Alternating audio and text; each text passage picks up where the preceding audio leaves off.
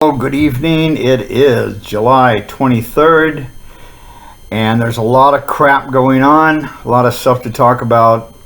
I read in Truth Out about the Republican proposal to cut the extra $600 a week for the unemployed down to $100 a week. So, suddenly now the Republicans and the corporate Democrats are worried about the terrible situation of deficits. Now, they already gave $4 trillion to the largest corporations, to the banks, and all the same son of a bitches that always get the big bucks. And then when it comes to the working class and the poor, we get shafted. Once again, that's what's going to happen. The progressives don't have enough power, I guess, to say anything or do anything about it. We had the vote, the proposal by Bernie Sanders to cut the military budget a mere 10%. Oh, we can't have that because, see, the United States is an empire, and we are occupying the Middle East, and we have a huge military. The reason is because we are waging aggressive wars. We are not in a defensive posture. We are in an offensive posture. We are ready to destroy anybody that goes against our will. That is called empire, and we have had many empires in the past: Babylonians, the Persians, the Greeks, then the Romans, and then the British. Now, Ben Franklin said that the British Empire was actually the most evil empire ever because it was so insidious the way that they operated. The British Empire was run actually by a corporation called the East India Company, and they were able to set up little dictators and little gangster operations like you have in Saudi Arabia. The Saud family is a scumbag family that thinks they're a royal family. All they are is a bullshit family. But they run the country. They answer to the British royal family, and they are one of the most oppressive regimes in the Middle East. They are the ones that are financing terrorism and not the Iranians. However, Saudi Arabia is our best friend, and we have encircled Iran. We have military bases all over the place in the Middle East. We have surrounded Iran with military bases. We are threatening them. We are trying to goad them into some type of response. Fortunately, they are smart enough to know that if they respond, we will go directly into war, and we may have the Russians and the Chinese on their side. So if Trump wants to play this insane game, then we have a major trouble ahead. Now, if you think Joe Biden is going to make any difference, he's just as big of an idiot and thinks that we need this American empire to control countries and their natural resources so that we can take resources as we want them, as we need them, and screw everyone else. We have killed 1 million people in the Middle East in the last 20 years. Only 1 million. Half of those were women and children. You can check with the Red Cross. They have the numbers. You don't hear much about that. You don't hear much complaining about it. You don't see any protests about it.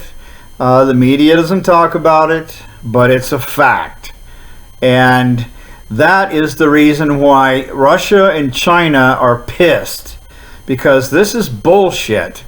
We are telling the population of the United States that, when I say we, I mean our government, are telling the population that, oh my God, isn't Russia and China horrible? Well, I haven't seen them kill 1 million people lately. We are the ones doing it. That's why they are very nervous. We have a military budget of nearly $1 trillion a year, which is on the books, and I would imagine it's probably double that off the books. The next 10 countries combined don't spend that much. Russia, in fact, spends a total of $65 billion a year on their military. Oh my God, that's scary. Well, if you're very worried about Russia, I wouldn't be. Okay, I know Russians. We have a network called RT, called Russian Television. That is, they have a Washington bureau. And interestingly enough, some of the reporters that work at that network now used to work at MSNBC and CNN and Fox. But they are there because they are given free rein. They are not told what to say and what not to say, like they were at MSNBC and CNN and Fox. Fox has an agenda, CNN has an agenda, and MSNBC has an agenda. RT, it's ironic because everyone always thought that the Russians were the ones that were controlling the media. But isn't it interesting that if you really want to get some true perspective on what's going on, then you can see Jesse Ventura there, you can see Sanchez, there's several others, and they have said that they are able to talk about whatever they want as long as they're not slandering and lying to someone or about someone. So what we are facing now is a situation in Congress where they are going to put the middle class and the poor, they are going to drive us into the ground. They are going to attempt to destroy the middle class. We have a situation with our public schools. We have DeVos, the Secretary of the School System under Trump. She's an idiot, but she's a billionaire, so I guess that makes her smart. Her agenda has been for years to privatize the public school system. Now, I don't know if people really understand this about the public school system, but before we had that, we had schools, and the rich families were able to afford to send their children to schools and get their children educated. The poor couldn't afford it, so the poor stayed stupid, uneducated, were not able to get good jobs. They were manual labor jobs. Same thing with the growing middle class. And so the public school system is critical to the education of the population.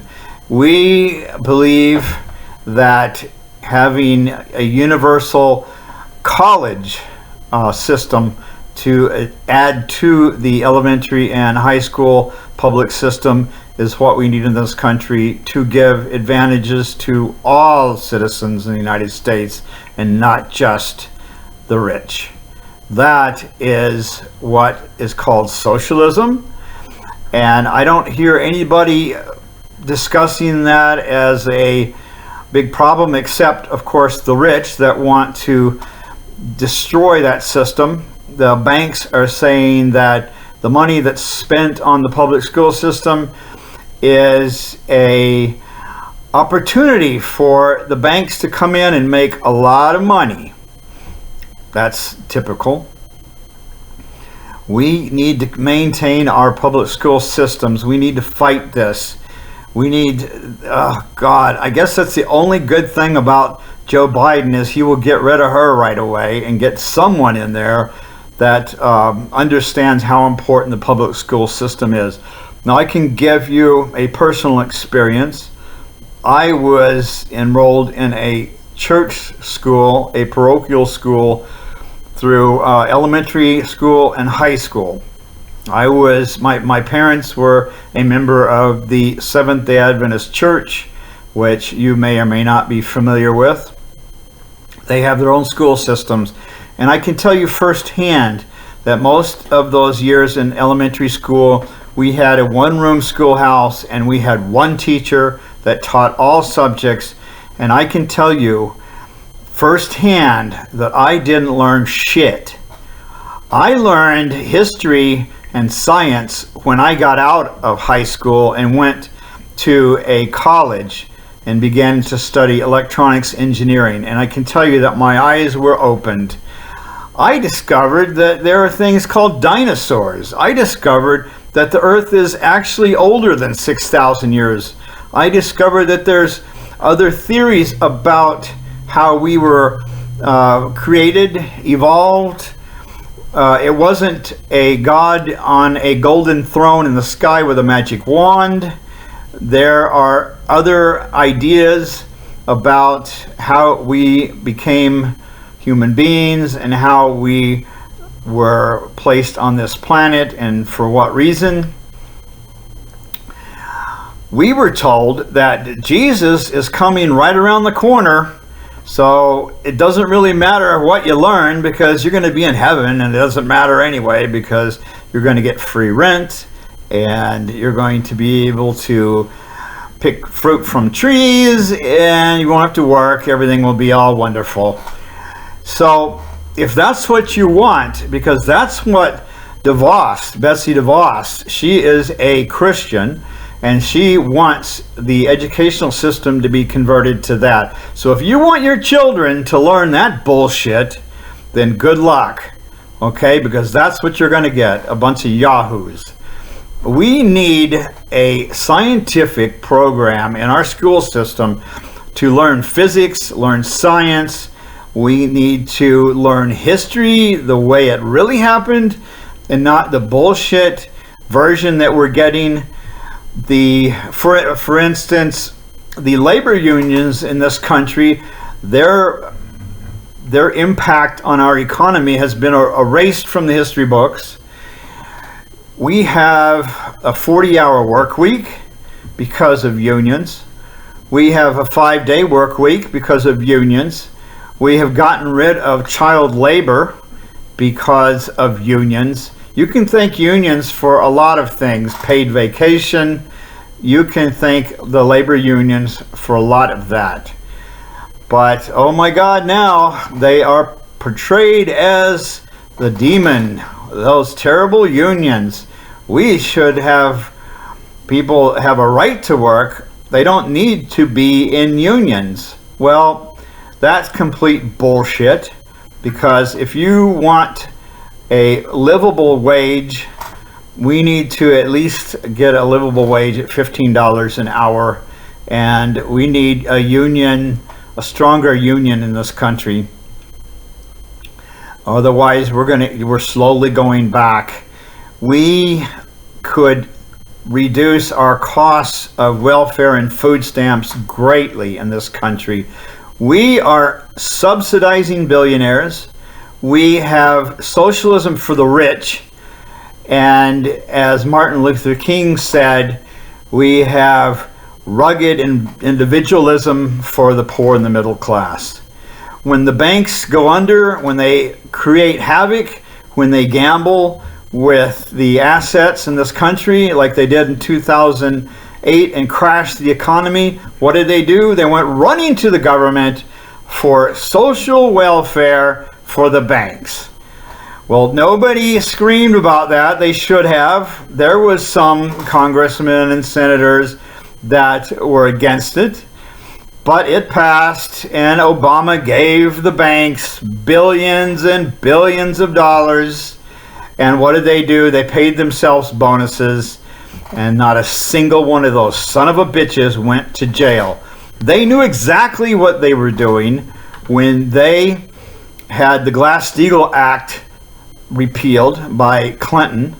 They knew exactly what they were going to do, because that allowed the financial houses to combine with the commercial banks. They were allowed to gamble with the home loans, and that's how they crashed the economy. They did it specifically. They knew exactly what they were doing. It was a criminal operation. And Eric Holder, the Attorney General for Obama, didn't indict a single one of those son of a bitches because he was worried that that would crash the economy again. Well, if you want capitalism, those banks should have gone under because they committed crimes. And if you think that we live in a capitalist society, that's what would have happened. Most of those banks would have gone away, and we would have more of the neighborhood local banks, which would have been a much better system. But now, after 2008, we are in a worse situation. We have banks that are even larger now than they were before. So we have serious trouble ahead. That is the latest news, and I don't know what to do because we don't have choices. We have Biden, appears that we have Biden against Trump. So it's not even an election of the lesser of two evils. It is basically a choice between two evils. I don't even know yet who I'm going to vote for or if I'm even going to vote. It doesn't really matter as far as I'm concerned anymore. We do not have a democracy anymore. When we are given shit choices to pick from, when the Democratic Party stabs Bernie Sanders and Elizabeth Warren and Tulsi Gabbard in the back so that they can push down our throats an idiot candidate like Biden, a conservative. He should be a conservative Republican because he's been for every bad policy in the last 40 years in this country. They shoved that idiot down our throats. Looks like that's who we're going to end up with. We have a hopeless future. So I'm going to say good night, and let's see what happens tomorrow. All right, everybody, take care, and have a good night.